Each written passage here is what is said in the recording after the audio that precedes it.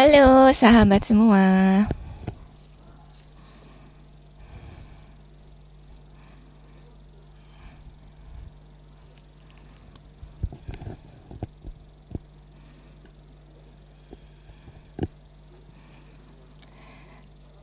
Halo, Assalamualaikum warahmatullahi wabarakatuh. Sahabat PJNHK, apa kabar hari ini? Semoga sehat selalu ya, sahabat ya. Baik, di hari ini, hari terakhir bulan Januari 31 Januari 2024, kita akan memulai kembali bincang sehat kita, dan kali ini akan mengusung tema mengenai pengawasan mandiri kondisi jantung bersama narasumber kita, yaitu Mbak Wida Sri Kurnianti, SKEP Nurse MKEP. Baik, sebentar ya sahabat ya.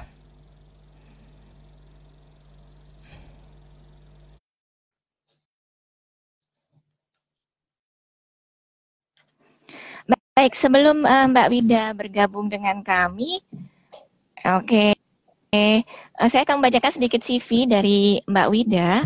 Mbak Wida merupakan perawat di Rumah Sakit Jantung dan Pembuluh Darah Harapan Kita, dan beliau saat ini bekerja sebagai perawat di Gedung Perawatan 2 Rumah Sakit Jantung dan Pembuluh Darah Harapan Kita. Oke, untuk pendidikan Mbak Wida yaitu dari Akademi Keperawatan Wiyata Husada Yogyakarta, kemudian melanjutkan program sarjana keperawatan dan nurse di Fakultas Keperawatan Universitas Indonesia, kemudian melanjutkan ke program magister keperawatan di Fakultas Ilmu Keperawatan Universitas Indonesia. Baik, kami masih menunggu Mbak Wida untuk bergabung. Assalamualaikum. Waalaikumsalam, Mbak Wida. Assalamualaikum warahmatullahi wabarakatuh, teman semua. Halo Mbak Wida. Halo, nggak apakah ada suaranya nggak sudah ada jelas? nggak ada gambarnya Mbak Wida ya di sini. Oh, ada ya. Oke, berarti ini, halo? Ini Halo, berarti iya. ini berarti dari handphone saya ini. Gambarnya tidak terlihat dari handphone saya, cuma dari teman saya handphonenya terlihat. Oke, Iya, nggak apa-apa baik. Mbak Wida. Ya, Baik, siap-siap. Mbak Wida, ini kan kita akan membicarakan mengenai pengawasan mandiri kondisi jantung ya. Ya. Bisa nggak Mbak Wida jelaskan sebenarnya apa sih yang dimaksud dengan pengawasan mandiri kondisi jantung itu? Baik, bismillah. Sebelumnya terima kasih Slagil dan sampai jumpa kepada selamat bergabung teman-teman saya di sini semua, sahabat-sahabat Bapak.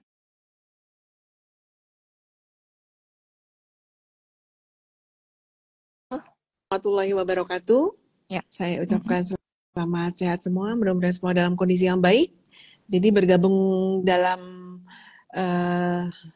live Instagram ini bukan karena sakit, tapi memang karena sehat dan pengen tahu gitu ya pengawasan mandiri. Karena pengawasan mandiri ini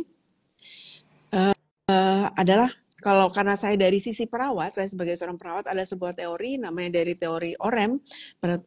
Beliau mengatakan bahwa pengawasan mandiri itu bagaimana seseorang itu mempertahankan kesehatannya sendiri secara mandiri sehingga dapat melakukan fungsinya dengan baik.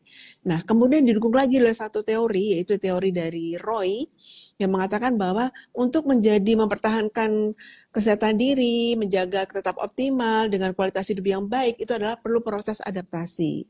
Nah, disitulah Mbak Ragil, jadi perlunya pengawasan mandiri itu bukan hanya bagi yang sudah sakit, tetapi juga penting bagi orang-orang yang belum terdeteksi sakit jantung. Seperti itu Mbak Ragil kira-kira. Oke, nah sebenarnya bagaimana sih cara melakukan pengawasan mandiri pada kondisi jantung? Karena kan setiap pasien mungkin beda-beda ya. Apakah ada cara-caranya tersendiri gitu Mbak? Bisa dijelaskan mungkin? Ya, bisa. Ini kan karena namanya pengawasan mandiri sakit jantung, otomatis ada teknik-tekniknya harusnya teknik yang mudah dimelakukan oleh siapapun, dimanapun, kapanpun, seperti itu ya.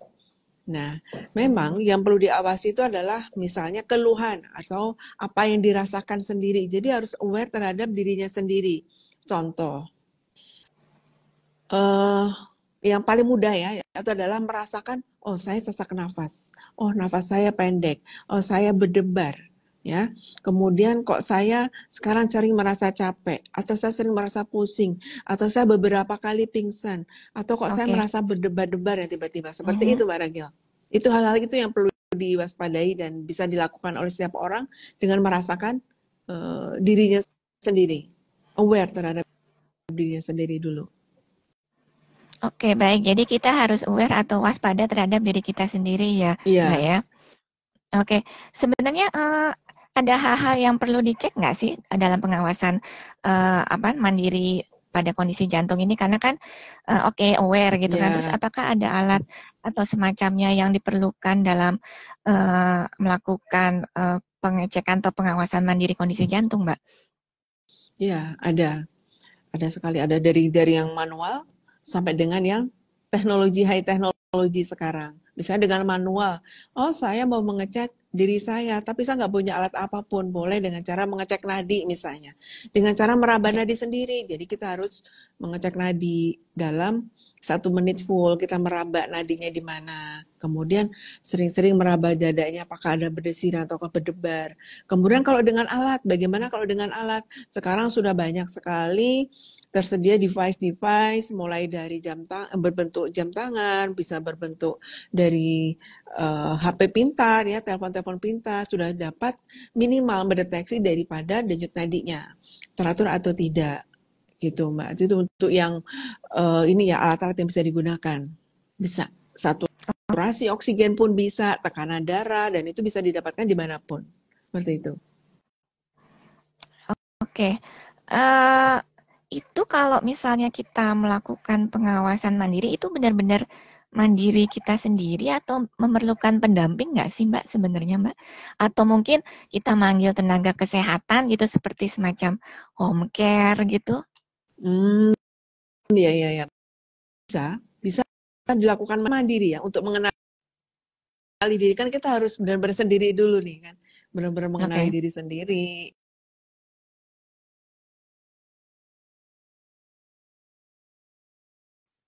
Oh ini beda, oh ini sesuatu hal yang lain nih. Berarti kita harus datang merujuk kepada tim kesehatan. Misalnya saya terdekatnya di puskesmas. Jadi fasilitas Mhm. pelayanan terdekat itu apa? Saya dekatnya puskesmas. Atau saya dekatnya puskesmas pembantu atau puskesmas kecamatan. Atau puskesmas yang 24 jam. Nah langsung dirujuk ke situ. Misalnya contoh nih, saya merasa berdebar-debar. Hari ini merasa berdebar-debar. Tapi di dekat rumah saya ada puskesmas. Saya datang ke puskesmas besoknya.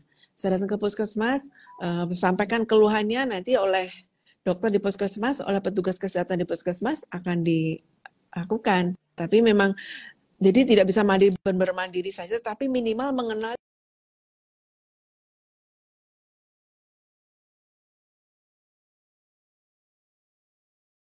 Mhm.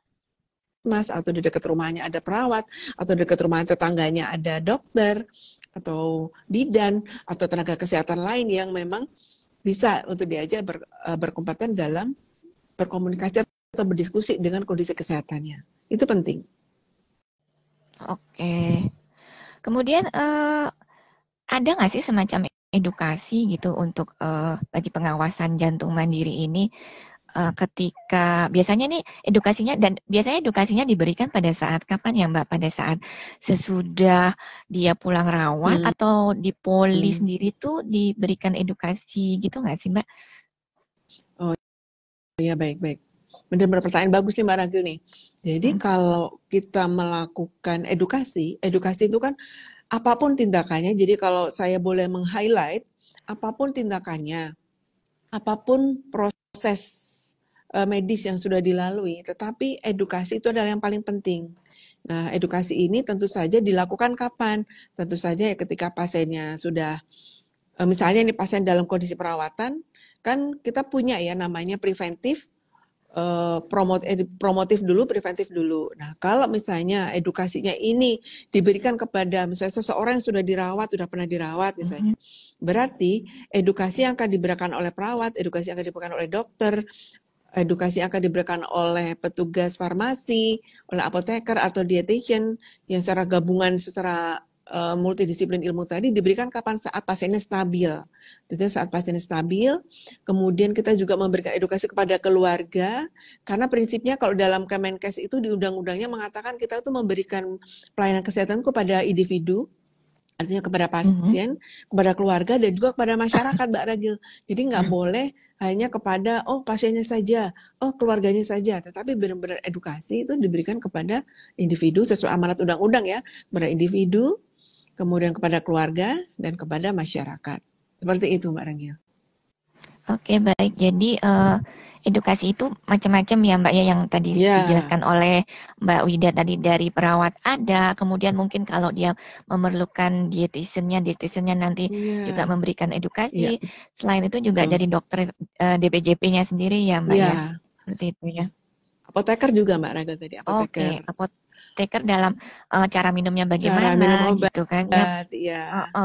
Gitu ya. Oke. Nah, ini kan pasien itu kan bermacam-macam ya. Ada yang pasien dewasa, pasien remaja, anak-anak gitu ya Mbak ya. Apakah dalam pemberian semacam edukasi untuk pengawasan mandiri ke depannya itu disamakan atau ada perbedaan? Mungkin Mbak bisa jelaskan, Mbak? Ya, tentu saja ada perbedaan ya. Kan tadi anak dengan dewasa. Anak berarti otomatis dia adalah kelainan yang diderita, yang dibawa sejak lahir. Namanya penyakit jantung bawaan. Sedangkan dewasa penyakit yang didapat, misalnya karena hipertensi, misalnya karena serangan jantung, karena koroner,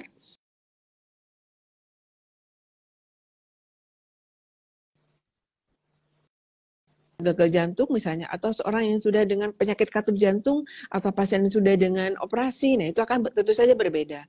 Tetapi yang penting di sini adalah tadi Mbak Ragil, jadi harus benar-benar mengenali nih apa ketidaknormalan yang dimiliki, misalnya pada bayi. Pada bayi kenapa dia tumbuh kembangnya nggak bagus, misalnya pada bayi ya, pada anak-anak, kok dia udah kelas 5 SD tapi kok kecil saja, jadi perkembangannya nggak bagus, perkembangannya nggak sesuai ini dengan usianya.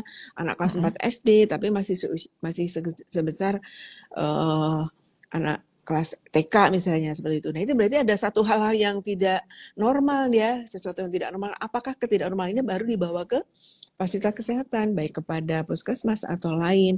Misalnya nemuin anak yang tiba-tiba biru, tapi pada bayi tadi dia nggak tahu kok biru, atau minum susunya tidak kencang, tidak kuat. Nah, ini bisa juga menjadi satu pertanda yang mesti diawasin ketika di rumah dan dikenali oleh semua orang gitu yang memiliki anak tentunya. Oke.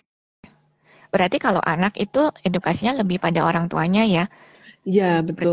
Kalau pada orang tua. Atau mungkin kalau misalnya anaknya usia sekitar 12 tahun gitu tuh masih bisa mungkin ya, atau mungkin lebih diutamakan tetap kepada orang tua. Ada range usianya nggak sih? Ini kayaknya kalau bayi pasti tentu ya balita, kemudian kalau sampai dia mulai meranjak dewasa 12 13 gitu tuh lebih biasanya fokusnya ke orang tua, ke anak, atau dua-duanya gitu Mbak. Kalau pada pasien seperti ini. Itu sebenarnya semua ya, itu integral kan, nggak bisa. Jadi memang nggak bisa sendiri-sendiri, nggak bisa dikotak-kotakin, pasien sendiri, keluarga sendiri, tidak. Jadi itu adalah suatu bagian integral. Bahkan kalau di dalam undang-undang tuh tadi kan sudah saya sampaikan, di individu, keluarga, dan masyarakat ini nggak bisa dipisahkan. Jadi individu, keluarga, dan masyarakat tidak bisa dipisahkan satu-satu gitu. Nah, kalau misalnya anak tadi 12 tahun kasusnya, anaknya sudah bisa diajak ngobrol, sudah bisa mengerti dengan dirinya, bahkan anaknya well educated atau bahkan pintar, bisa dia diajak ngobrol, ya akan sangat bagus sekali, dan tidak lupa melibatkan keluarga, tetangganya mungkin ada seperti itu. Jadi tidak bisa dipisah-pisah gitu, Mbak. Itu ada suatu integral. Komunikasi yang baik antara pasien, keluarga, masyarakat, petugas kesehatan, itu dokter, perawat, ya di institusi pelayanan itu harus baik gitu. Oke, Mbak, kita kembali ke tadi device ya, jam tangan pintar, HP gitu kan. Ya. Ini apakah memang itu sangat itu membantu ya, tapi apakah kita tetap perlu mengkondisikan tentang konsultasi ke dokter atau cukup dengan jam tangan pintar tersebut? Apakah cukup kredibel hasilnya gitu atau gimana, Mbak? Nah, sekali lagi ya, ini Mbak Ragil, jadi memang sepintar apapun device, itu tetap nggak bisa dijadikan sebagai satu-satunya. Bahkan even dalam beberapa kasus jantung, sakit kardiovaskuler ya, tadi kan penyakit kardiovaskuler sebenarnya ya, karena jantung nggak bisa dipisahkan dari vaskuler. Jadi kardio dan vaskuler itu adalah sesuatu yang menjadi rangkaian tak terpisahkan gitu ya. Kalau alat, ya berarti kita nggak bisa percaya dengan alat 100%, tetap kita harus converse, kita harus by consulting, dengan konsultasi lagi kepada ahlinya yang lebih. Misalnya tadi di jam tangan pintar kita ini mendeteksi, saya pernah dapat laporan nih dari seseorang tetangga ya di dekat rumah saya dapat mendeteksi nih tidak teratur nih, karena saya panggilnya di rumah Umi ya, Umi ini jantung saya tidak teratur, bagaimana Umi gitu. Nah itu dia sudah aware pada dirinya, oh dari jam tangannya itu katanya tidak teratur, jadi saya datang ke sini saya merasa berdebar.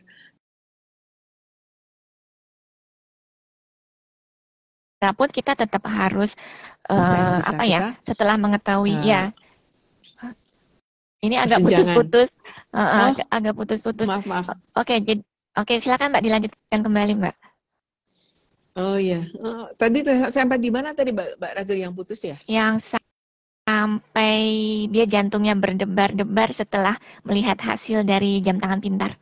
Ya, kebetulan ini suatu kasus yang pernah saya dapat di ini ya, di lingkungan tempat saya tinggal, karena tetangga tahu saya sebagai perawat jantung. Jadi ketika HP-nya jam tangannya itu mendeteksi dia merasa berdebar, kemudian katanya pas melihat kok di jam tangan pintarnya itu ada rate-nya 100 lebih, 120 pas 120-an kali gitu, langsung datang ke saya.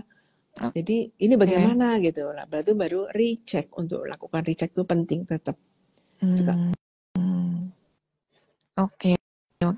Jadi tetap harus ini ya Mbak ya, artinya meskipun kita punya device seperti itu, kita tetap harus kontrol ke dokter ya untuk memastikan ya, Mbak ya. Ya betul, itu harus ke fasilitas kesehatan terdekat, puskesmas atau klinik praktik yang terdekat di rumah, itu harus langsung dikonfirm. Oke, Mbak, sorry tadi edukasi yang diberikan tadi kan tidak hanya di ruang tindakan ya, maksudnya ruang rawat gitu ya. Kemudian di poli juga ya, itu sama ya biasanya metode yang diberikan kepada pasien dan keluarga. Sebenarnya sama, karena kalau di edukasi itu kan sebenarnya ada beberapa hal yang mesti diedukasikan dan mesti dikontrolkan ya. Ketika di poli, ketika di rumah sakit, ketika masih dalam perawatan, pasien masih dirawat mau pulang, itu kan namanya ada discharge planning ya, perencanaan pasien pulang. Nah itu dimulai sebenarnya dari ketika pasien mulai masuk pertama kali, pasien menginjakkan kakinya di rumah sakit, apakah dia di IGD, apakah dia dari poliklinik, kemudian dirawat. Nah sepanjang dia dirawat itu sebenarnya sudah masuk dalam proses perencanaan pasien pulang, di mana di dalamnya banyak edukasi yang harus diberikan sampai dengan pasien pulang. Nah, ketika di poliklinik, ketika pasien pulang, kemudian pasien kontrol ke poliklinik. Nah, di kantor poliklinik pun sebenarnya ada edukasi, dan itu dilakukan juga di poli-poli kita ya. Apa yang perlu dilakukan, yaitu penjelasan obat-obatan. Kemudian bagaimana kepatuhan terhadap obat-obatannya. Apalagi yang ditanyakan kepada pasiennya yaitu kehidupan setelah di rumah. Nah, bagaimana Bapak setelah pulang kemarin? Apa yang Bapak rasakan selama di rumah seminggu kemarin sebelum Bapak kontrol, atau apa yang dilakukan? Kemudian penjelasan juga tentang jadwal kontrol jadwal kontrol lagi, kemudian penjelasan dari hasil-hasil tes. Ini kalau merujuk pada ini ya, pada American Heart Quality ya, jadi AHRQ namanya. AHRQ itu di situ ada penjelasan tes, kemudian penjelasan tanda-tanda dan gejala yang berbahaya atau yang mungkin berbahaya bagi pasien atau tanda-tanda bahaya bagi pasien itu semua dilakukan di poliklinik, harus dievaluasi karena kepatuhan minum obat, bagaimana pasien bersikap atau kondisi pasien setelah pulang dari rumah sakit, apa yang dirasakan itu wajib diketahui oleh perawat-perawat yang ada di poliklinik, dan itu dilakukan dengan baik oleh perawat-perawat di rumah sakit. Seperti itu. Oke, baik Mbak. Sebenarnya tantangan terbesar nih ya, tantangan yang biasa dihadapi gitu yang menjadi PR tersendiri bagi para edukator nih, apakah perawat, apakah dokter, apakah dietitian.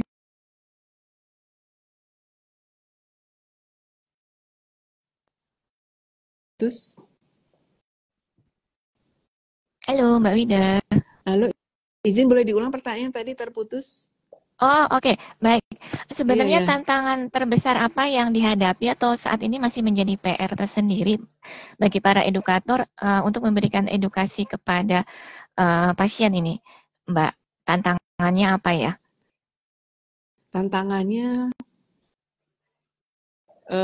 secara knowledge dan secara sistem. Sebenarnya knowledge dan sistem. Knowledge insya Allah full ya, knowledge full knowledge dari nurse educatornya, dokternya, dietitiannya, kemudian apoteker, kemudian terapis, rehab mediknya, itu semua full knowledge ya. Tetapi menjadi masalah kadang-kadang adalah tantangan kita sebagai yang memberikan edukasi itu kadang-kadang ini, mohon maaf ya sebenarnya, karena kan kita memberikan edukasi itu metode yang diberikan dengan yang pasien pendidikan sedang, rendah, dan tinggi itu berbeda. Jadi metode-metode itu yang memang harus dipahami dan bisa dipakai. Jadi apa gunanya kita memberikan edukasi yang baik, tetapi ternyata penyerapan atau yang diterima oleh si yang menerima edukasi itu tidak sama. Gitu. Tidak bisa. Jadi kita memberi 10 yang diterima 3 misalnya gitu kan. Nah, itu tantangan yang paling berat buat kami sih itu ya. Jadi memang harus reedukasi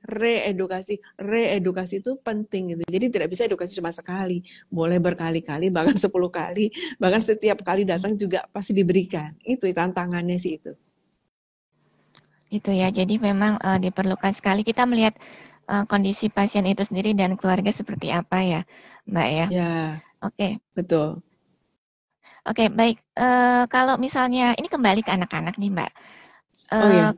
Kan tentu ada orang tua dan anak-anaknya, tetapi ada nggak sih kiat-kiat tertentu khususnya bagi anak yang sebenarnya udah paham gitu ya, usia 7-8 tahun gitu, ada kalimat atau bahasa-bahasa yang dimengerti oleh mereka tanpa misalnya harus bergantung pada orang tuanya, misal nih minum obatnya jam berapa gitu, itu ada kayak semacam trik-triknya gitu nggak sih kepada anak-anak dalam mengedukasi supaya mereka ingat nih gitu kan, mereka nggak perlu bolak-balik nanya sama orang tuanya untuk obatnya atau untuk apanya gitu, itu ada nggak sih Mbak? Kalau terus terang kalau saya menemukan trik tersendiri yang sudah terjurnal gitu, saya belum pernah menemukan. Tetapi saya punya trik terhadap yang saya lakukan sendiri ya, maksudnya yang pernah saya praktikkan sendiri itu.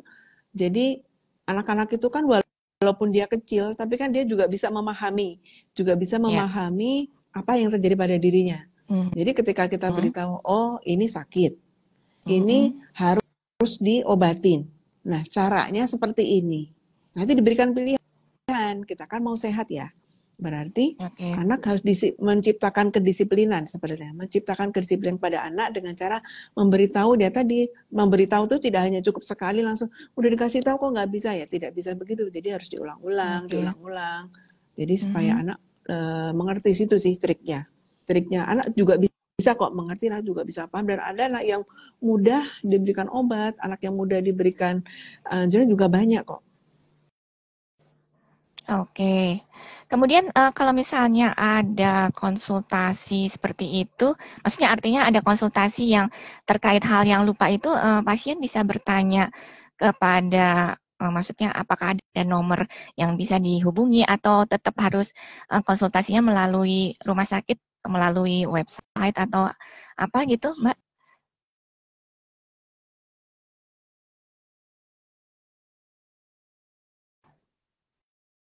Sudah pulang ke rumah atau habis pasca Iya, rawat, pasca rawat. itu pasca rawat itu berarti memang harus membina, itu memang amanat undang-undang maupun banyak jurnal juga mengatakan seperti itu. Jadi memang harus terbina.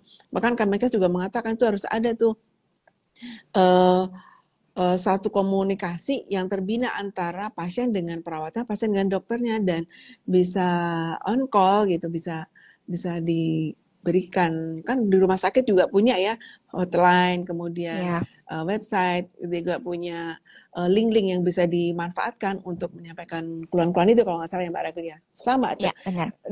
punya dokter, pasien juga pasti punya link nomor daripada perawatnya. Oke. Baik sahabat sekalian, masih bersama Mbak Wida dengan bincang sehat kita. Kali ini mengenai pengawasan mandiri kondisi jantung. Jika ada pertanyaan, sahabat bisa langsung chat di kolom komen ini. Kemudian jika ada pertanyaan lain, juga sahabat bisa atau mau menanyakan tapi sulit atau jauh lokasi rumah dengan rumah sakit kami, sahabat juga bisa mendaftar ke poliklinik online dengan menghubungi 15.034. Kami ulangi dengan menghubungi 1500034. Baik Mbak Wida, kita lanjutkan kembali nih. Mbak, setelah pasien pulang dengan segala edukasinya nih, tentunya dia ada semacam ingin beraktivitas gitu ya Mbak ya. Nah, kalau dia ingin berolahraga dalam masa pengawasan mandiri ini, sebenarnya olahraga yang tepat untuk penderita jantung itu apa ya? Nah ini, kalau berarti ini tentang olahraga pada pasien-pasien yang sudah sakit jantung ya. Nah Ya, ini sebenarnya ada perumusannya Mbak Ragil. Jadi ada rumusnya itu ada, akan nanti dilakukan konsultasi. Padahal memang olahraga itu penting. Olahraga itu penting bagi semua orang. Bukan hanya yang sehat, bahkan yang sakit jantung pun juga harus mempunyai olahraga, harus berolahraga juga. Nah, kapan berolahraganya, berapa banyaknya? Contohnya, satu contoh eh, pada orang normal, yang tanpa sakit jantung, pada orang yang tanpa keluhan itu bisa 150 menit dalam seminggu. 150 menit. Bisa dibagi menjadi 3 atau 5 kali dalam seminggu. Berarti masing-masing 30, tapi di luar pemanasan ya. Kan ada, ya, kalau kita ya, olahraga kan ada pemanasan. Kemudian betul. ada pendinginan. Nah, 20 menit Hmm, sampai 30 menit ini di luar itu ya. Jadi kalau misalnya totally ya paling bisa 40 menit kalau totally semuanya. Nah, ataupun kalau sudah misalnya pas itu normalnya. Nah, kalau pada pasien yang sudah terdiagnosa jantung bagaimana? Nah, itu juga ada rumusnya Mbak Ragil. Nah, oke. di dalam menentukan dosis olahraganya itu ada, nanti ada namanya assessment. Setelah di assessment, apa Oke. yang di assessment? Ditanya macam-macam, apakah riwayatnya, sakitnya apa yang dirasakan, kemudian riwayat keluarganya seperti apa, kondisi Mhm. kondisi badannya bagaimana, Ya, dari motoriknya bagaimana, kemudian kekuatan ototnya, kemudian apakah ada kelainan bentuknya. Nah, itu di assessment. Setelah di assessment nanti dilakukan interpretasi. Dilakukan mhm. interpretasi itu penilaian. Jadi oleh yang melakukan assessment tadi, kan assessment sudah dapat terkumpul Ya, data-data. Kemudian dilakukan apa namanya, eh, interpretasi. Nah, dilakukan interpretasi, dinilai, oh si Bapak B ini dengan kondisinya seperti ini harus olahraga seperti ini. Nah, kemudian ditentukan nanti prescription atau persepan dosis olahraga atau aktivitas yang akan diberikan kepada Bapak B ini. Meliputi apa? Meliputi frekuensinya, meliputi intensitasnya, seberat apa, kemudian berapa lama, time, kemudian tipe olahraga seperti apa, kemudian volume ini udah berkaitan dengan frekuensi, intensitas,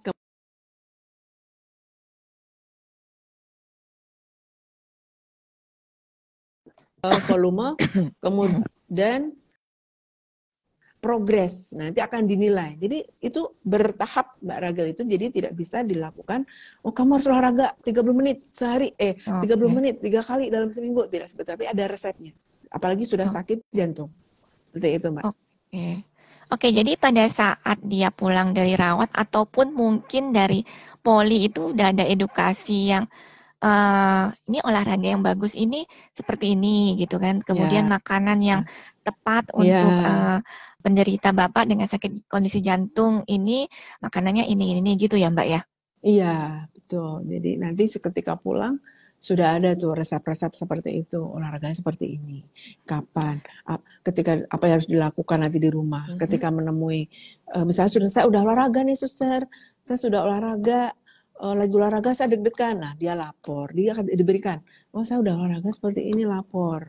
Nah seperti itu harus disampaikan ketika pasien proses discharge planningnya ya Mbak Ragil.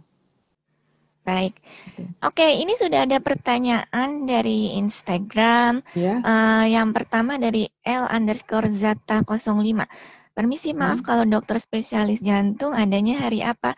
Oke, ini saya jawab saja. Silakan sahabat mengunjungi website kami di www.pjnhk.go.id untuk mengetahui dokter mengenai profil kami, kemudian apa yang kita layani di Rumah Sakit Jantung dan Pembuluh Darah Harapan kita, termasuk juga dokter-dokter yang ada di Rumah Sakit Jantung dan Pembuluh Darah Harapan kita dan jadwal dokternya itu sendiri.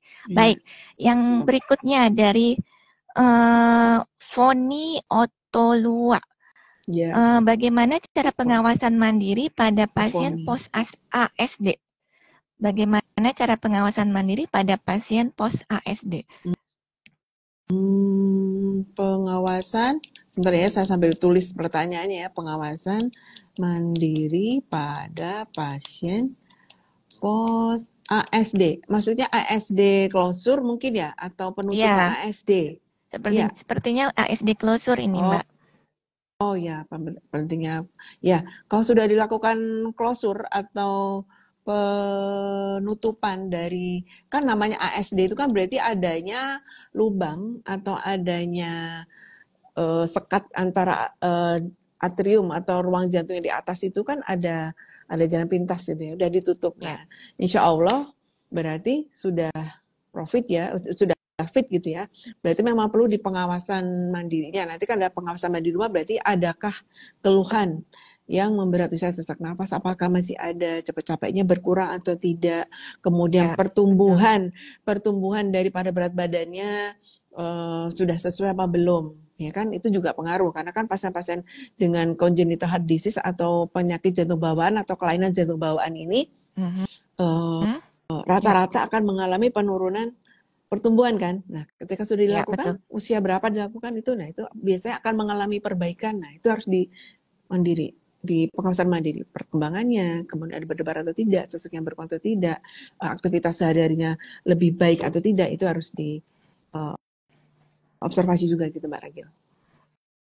Oh gitu, jadi dia lebih utama dilihat pada perkembangannya ya Mbak ya, untuk pasien post ASD closure ini ya Mbak ya? Iya, sama keluhannya tadi Mbak Ragil, misalnya tadinya kan saya sebelum dipasang ASD saya sering anaknya sering sesak atau sesak nafas, atau misalnya ada keluhannya sangat berdebar. Nah, apakah ini sudah resolve, sudah bahasanya apakah sudah teratasi, sudah berkurang atau enggak gitu.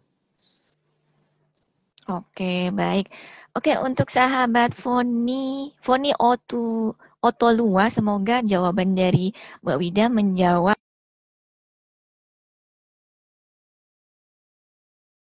Ada dari Ajeng Lestari 24. Terputus? Ya, sudah terdengar lagi. Sudah ya, sudah. Oke. Ini dari Ajeng Lestari 24. Pertanyaannya adalah, gimana merawat anak yang punya kelainan jantung selain menjaga supaya tidak kecapean dan kondisinya selalu stabil? Ya. Ini yang perlu dilakukan adalah menjaga anak itu tetap sehat, pertumbuhannya baik, dan menghindari hal-hal yang masih bisa menyebabkan infeksi. Karena infeksi kalau udah pada anak-anak yang itu kan eh, eh, penting ya. Jadi hindarkan anak-anak ini dari penyakit-penyakit yang bisa risiko menimbulkan infeksi. Itu penting. Ambil cukupkan nutrisi, karena nutrisi itu penting buat pertumbuhan anak-anak ya. Termasuk pada kasus anak-anak kan ada kasus di mana ada lubang yang bisa menutup sampai dengan usia 6 tahun misalnya. Nah, itu Betul. harus diperbaiki tingkat nutrisinya. Seperti itu. Oh gitu. Oke. Jadi hindarkan anak-anak dari risiko yang menyebabkan infeksi, kemudian juga Risiko. meningkatkan nutrisi ya, Mbak ya. Iya, itu penting. Oke, ini ada selain menjaga supaya tidak kecapean dan kondisinya selalu stabil. Oke. Baik, semoga jawaban dari Mbak Wida ini menjawab pertanyaan dari Ajeng Lestari 24. Oh, dia ada 2 pertanyaan ini, Mbak Ajeng ini ada 2 pertanyaan. Oh, iya, iya. Pertanyaan berikutnya adalah, apa penyebab pasti dari KJB? Padahal dari segi waktu hamil, juga padahal dari segi waktu hamil, saya menjaga kondisi, sering minum vitamin, olahraga juga. Ya. Baik, KJB ini kan sebenarnya penyakit yang kehamilan ini kan sebenarnya persiapkannya bukan pada saat hamil. Sebenarnya sebelum hamil pun sudah dipersiapkan, ya kan? Sebelum hamil itu juga sudah dipersiapkan ya. Ya.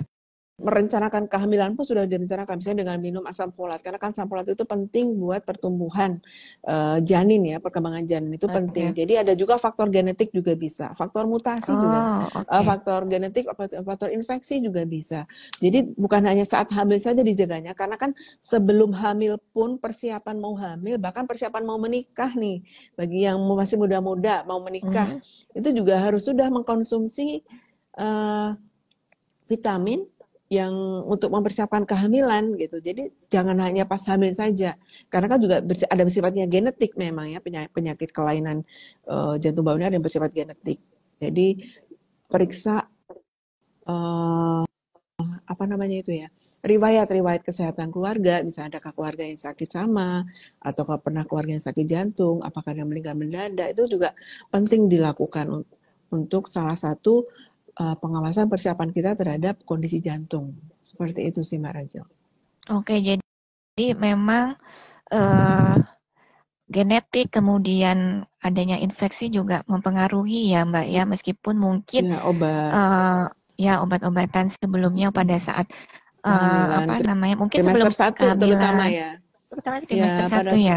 Trimester 1 itu kan, trimester 1 itu kan yang paling penting, dan padahal kan kadang-kadang pada trimester 1 itu orang kadang-kadang nggak ngeh kalau lagi hamil gitu ya, kadang-kadang nggak ngeh kalau lagi hamil. Banyak kan yang kok tiba-tiba saya hamil gitu kan, ada udah ketahuinya udah minggu ke-8 atau minggu ke-5 atau minggu ke-4 bahkan gitu ya, baru tahu, padahal esensinya tadi itu. Jadi untuk menghindari salah satunya ya untuk KJB ini ya, berarti persiapkanlah kehamilan itu sedari mau menikah gitu. Kalau untuk ibu sedari mau menikah itu sudah dipersiapkan.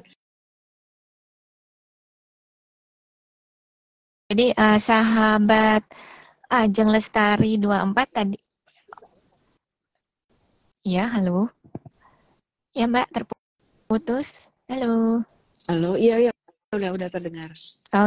Oke, jadi seperti itu ya sahabat Ajeng Lestari. Jadi banyak sekali faktor, dan bagi teman-teman yang akan menikah nih mungkin persiapannya untuk mendapatkan buah hati yang sehat bisa dipersiapkan sebelumnya. Mungkin malah memungkinkan untuk konsultasi mungkin ke dokter dulu gitu ya Mbak ya, jika punya kesempatan dan waktu gitu ya Mbak ya. Di puskesmas kan sebenarnya sudah ada ya, kalau nggak salah yang saya ketahui itu di puskesmas sudah ada persiapan yang kalau mau menikah persiapannya tesnya apa, bahkan kalau nggak salah ada dulu cek darahnya, jadi harus benar-benar sehat jasmani dan rohaninya gitu. Persiapan menikah itu juga sangat mempengaruhi, karena kan stres, lifestyle itu juga mempengaruhi penyakit kardiovaskuler, stres yang berkepanjangan itu juga sangat berpengaruh sekali tuh Mbak Rangga bagi semua orang yang dengan kardiovaskuler disease. Oke, jadi kita harusnya insya Allah terus happy terus aja ya Mbak ya, jangan stres ya, karena mempengaruhi ya.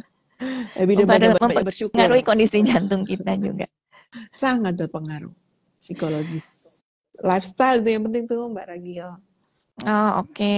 Lifestyle juga ya sahabat muda ya. Oke. Baik, ini berikut ada dari Sesiafsari _AR.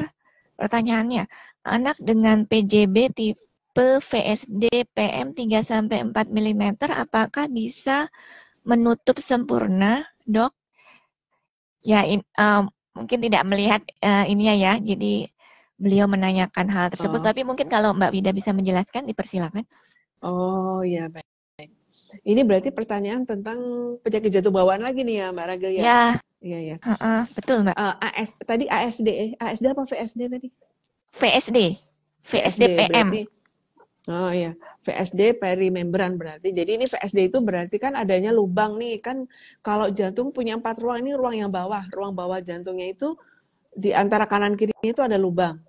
Nah, kalau yang saya pahami itu lubang pada VSD ini ada dibagi beberapa kategori. Ini kan 3 sampai 34 mm tadi ya?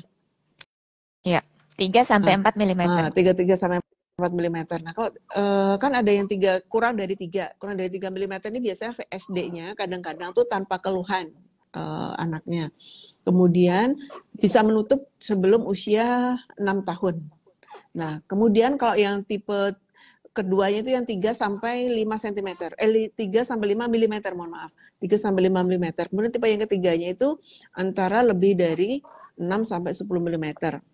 Nah, kemudian kalau untuk kasus yang tadi berarti 3 sampai 4 mm itu masuk dalam kategori yang bisa menutup sendiri dan kurang dari sebelum usia 6 tahun ya, sebelum usia 6 tahun. Nah, kalau misalnya sampai dengan usia itu tidak menutup dengan sendiri, apakah mungkin karena beberapa faktor, karena nutrisi atau karena hal lain atau karena infeksi. Nah, itu berarti ya memang harus dikonsultasikan kepada tindakan medis berikutnya seperti itu. Jadi tidak harus dipertahankan nih sampai gede karena kan namanya kebocoran, kerusakan semakin bertambah hari kalau tidak menutup di usia 6 tahun bertambah hari akan menimbulkan kelainan yang lebih serius karena kan akan terjadi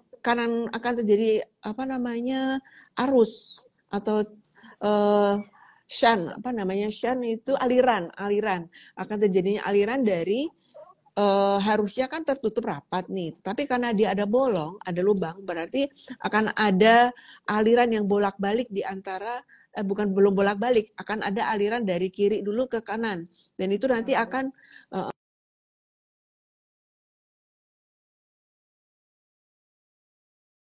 Mbak Wida. Itu kecil 3 sampai 4 mm tidak menutup sampai dengan usia dewasa ya pasti akan membawa perubahan kondisi di kemudian hari. Jadi tidak bisa didiamkan juga walaupun masuk dalam kategori bisa menutup sebelum usia 6 tahun misalnya gitu kan. Tetapi harus tetap diwaspadai karena kalau tidak ya harus ke tindakan medis berikutnya apakah dengan bedah atau non bedah seperti itu. Oke.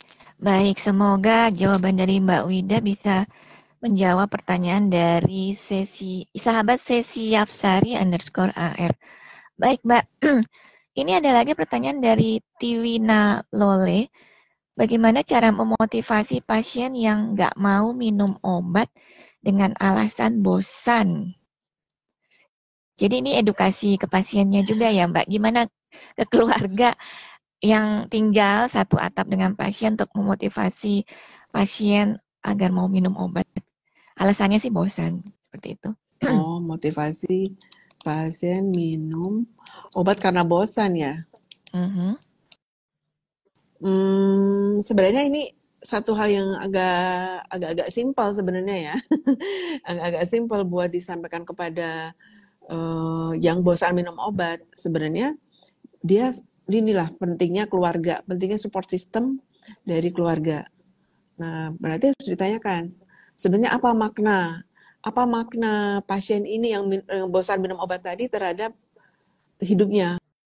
Maknanya bagaimana nih? Harus ditanyakan dulu maknanya bagaimana. Apakah dia pengen bermanfaat buat keluarganya? Apakah dia cukup kasih sayang dengan keluarganya? Apakah dia pengen memberikan kasih sayang pada keluarganya? Apakah dia akan membuat keluarganya punya effort yang lebih untuk memperhatikan dia. Nah, ini harus ada sebuah konsultasi apa ya, kayak psikologis gitu. Jadi ya, Oh, kenapa pendekatan bosan? psikologis gitu ya. Jadi apa tujuannya dia untuk hidup sih, apa sih sebenarnya? Apakah Mhm. betul? Apakah tidak sayang dengan keluarganya yang sudah perhatian sementara dia bosan? Nah, apa yang dia mau? Tanyakan dulu tujuannya. Tujuan dia apa nih, tujuan pasiennya? Kenapa dia menjadi bosan? Jangan hanya karena bosan, hanya karena tidak mau minum obat lagi. Kan memang obatnya bisa seumur hidup ya untuk minum obat pasien-pasien dengan gangguan Ya, kardiovaskular ini. oke, baik ya. Jadi lebih kepada pendekatan psikologis dari pihak keluarga ya, Mbak ya. Iya, dukungan. Jadi mungkin akan dukungan, support dari terutama dari keluarga orang-orang tercinta di sekitarnya sehingga seperti yang Mbak Wida bilang tadi ya ada awareness tersendiri dari pasien untuk memahami gitu kan, memahami kalau saya harus sehat dan salah satu yang harus saya lakukan ya misalnya minum obat, berolahraga sesuai dengan petunjuk dari dokter gitu ya, Mbak ya. Iya, Halo, Mbak Wida. iya, iya, iya betul. Ya setuju Mbak Nagel. Oke, ini berikut dari pertanyaan dari Kurnia DP 18. Cuma ini dia mungkin maksudnya begini ya, jantung anak berdebar kencang saat demam atau sedang sakit. Mungkin maksudnya mengapa gitu ya Mbak ya? Jantung anak berdebar Oh iya, kencang iya, saat iya, iya. demam atau sedang sakit. Mungkin maksudnya mengapa jantung anak berdebar kencang saat demam atau sedang sakit. Oh iya. Itu sebenarnya respon alami tubuh ya, itu respon alami tubuh. Jadi ketika Oke. demam, ketika kan demam, panas, atau lagi ada infeksi itu memang akan meningkatkan respon tubuh secara alami untuk meningkatkan ya saraf ya gitu ya. Jadi untuk Ya. meningkatkan denyut jantungnya. Seperti itu Mm-mm. sih respon yang otomatis dari tubuh. Justru itu untuk mencukupi kebutuhan tubuh itu sendiri. Jadi ini benar-benar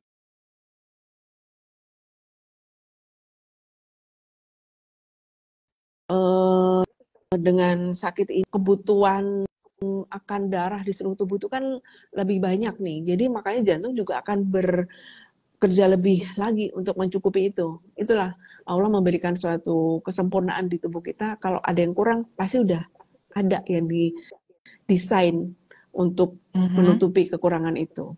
Itu kompensasi yang alami dari tubuh. Oh, oke. Jadi justru dengan adanya jantung yang berdebar-debar itu tuh sebagai tanda gitu ya, Mbak ya. Kalau memang Tanda ada awal ya, tanda tanda namanya awal. kompensasi, tapi juga tidak boleh dibiarkan begitu saja, Mhm. tidak boleh diamkan saja, tapi tetap Ya. harus di follow up, dilanjutkan, nggak boleh seperti itu, karena kalau itu berlangsung lama juga akan feedback negatif, jadi akan berakibat negatif juga pada jantung, seperti itu. Tetap harus di follow up Mbak Raga, jadi harus datang ke pelayanan kesehatan terdekat. Oke, baik. Oke, sahabat Kurnia DP 18, semoga jawaban dari Mbak Wida bisa menjawab pertanyaan sahabat ya. Baik, ini ada yang menchat dari Sinta Sari STD. Apakah jika ingin memeriksakan diri ke PJN, ke Pusat Jantung Nasional, harapan kita maksudnya, harus atas pemeriksaan dari dokter jantung? Halo? Gimana? Oh berarti Apa? ini sistem rujukan mungkin ya. Ya, Kalau ya sistem Mbak. rujukan, kalau sistem rujukan berarti harus beda dengan medical check up ya. Sebenarnya ada kan di rumah sakit jantung juga ada namanya medical check up. Ya kan, ada medical check up. Nah, ini mau yang tujuannya medical check up saja atau memang rujukan? Kalau rujukan berarti harus mengikuti uh, persyaratan atau administrasi dari BPJS itu sendiri. Karena kan sekarang semua BPJS ya, karena rumah sakit jantung kan memang melayani BPJS. Nah, itu harus sesuai dengan administrasi BPJS. Tapi kalau mau melakukan medical check up, rumah sakit jantung sepertinya terbuka melakukan medical check up. Dan itu memang untuk medical check up ya, ini yang saya ketahui untuk Ya. Medical check up ini tentang kardiovaskuler, bahkan ya sebenarnya tidak hanya untuk kardiovaskuler saja, semua nama juga medical check up ya, jadi cek body Ya. istilahnya. Cek body itu memang kalau Kemenkes mengatakan bisa dilakukan di atas usia 40 tahun itu 1 kali setahun. Misalnya ya, ini kalau dari Kemenkes. Di atas 40 tahun 1 kali dalam setahun. Atau kalau mempunyai risiko, misalnya ada keluarga yang diabetes, ada keluarga yang meninggal mendadak, kemudian ada pasien yang ada keluarga yang stroke. Nah, itu bisa lebih dari 1 kali dalam setahun. Nah, Kemenkes juga mengatakan bisa dilakukan medical check up itu kapan? Di atas usia 18 tahun sudah bisa dilakukan medical check up. Ini kalau yang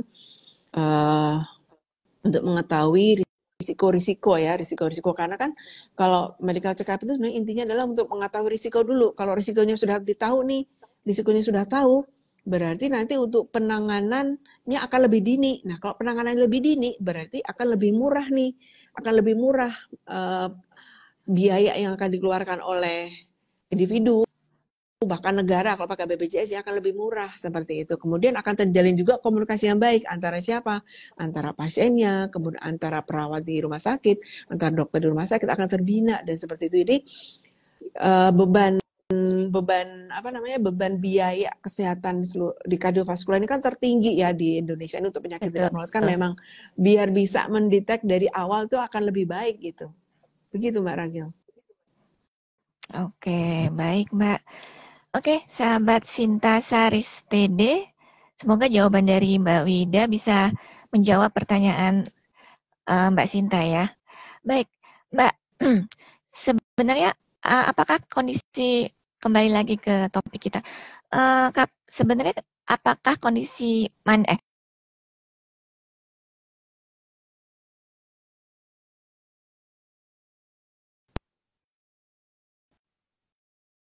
Izin Halo Mbak terputus. Wida. Halo, terputus. Oke, saya ulangi ya. Mbak, kapan pengawasan mandiri kondisi jantung itu dihentikan?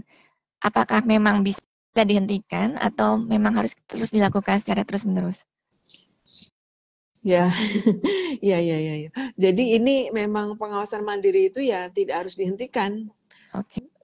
Bisa dilakukan anytime, bahkan kalau saya pakai bahasanya anytime, anywhere, everywhere.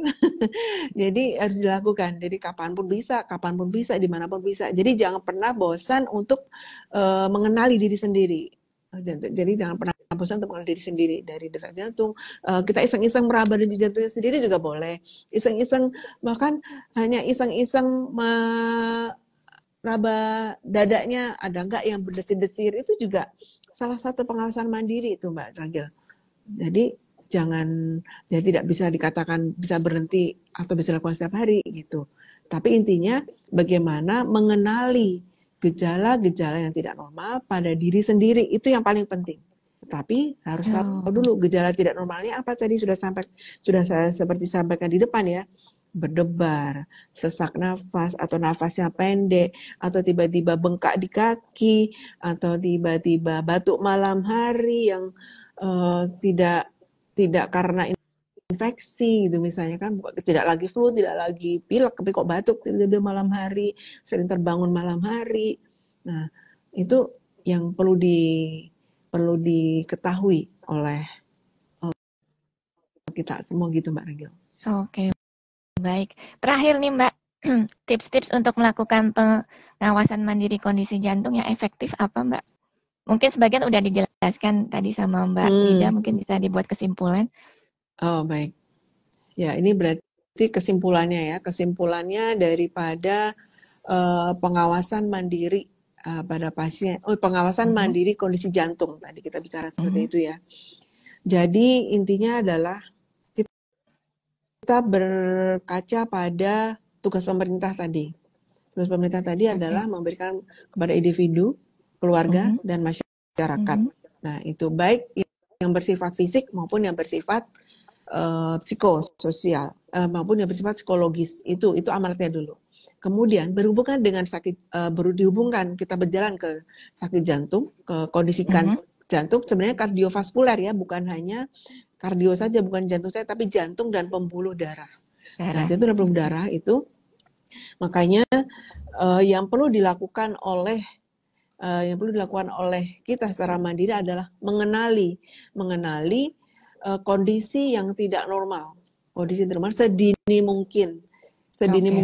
Apakah tadi gejala-gejalanya kan tadi sudah kita sampaikan ya, sudah. Betul. Kalau perlu saya ulangi lagi, boleh gejala-gejala yang tadi itu kita dapati, maka kita harus mendatangi, jangan disimpan sendiri, tetapi kita beritahukan, kita sampaikan kepada fasilitas kesehatan terdekat, apakah ada perawat dekat rumah kita, apakah ada dokter dekat rumah kita, apakah ada puskesmas dekat rumah kita yang terdekat, apakah ada fasilitas klinik 24 jam. Nah, sampaikan kepada situ, kemudian dari situ maka di asesmen dengan baik, kemudian akan terdeteksi kondisinya dengan lebih awal, kemudian akan tertangani dengan lebih awal, akan lebih mudah dan lebih murah penanganannya dibandingkan kalau sudah penyakitnya pada tahap yang akhir seperti itu. Jadi itu juga membantu program pemerintah dalam menyehatkan bangsa, dalam menurunkan biaya pada penanganan kardiovaskuler, di mana di Indonesia ini penanganan kardiovaskuler itu tertinggi untuk penyakit tidak menular itu kardiovaskuler.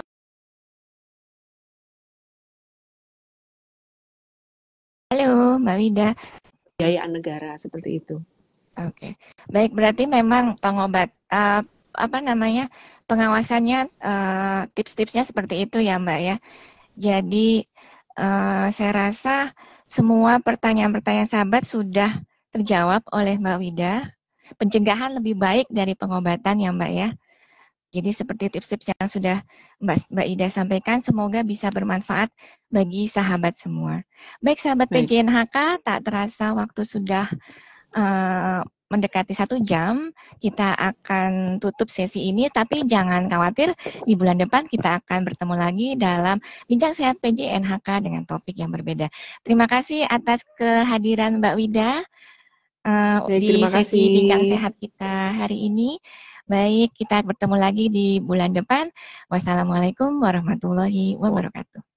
Waalaikumsalam warahmatullahi wabarakatuh.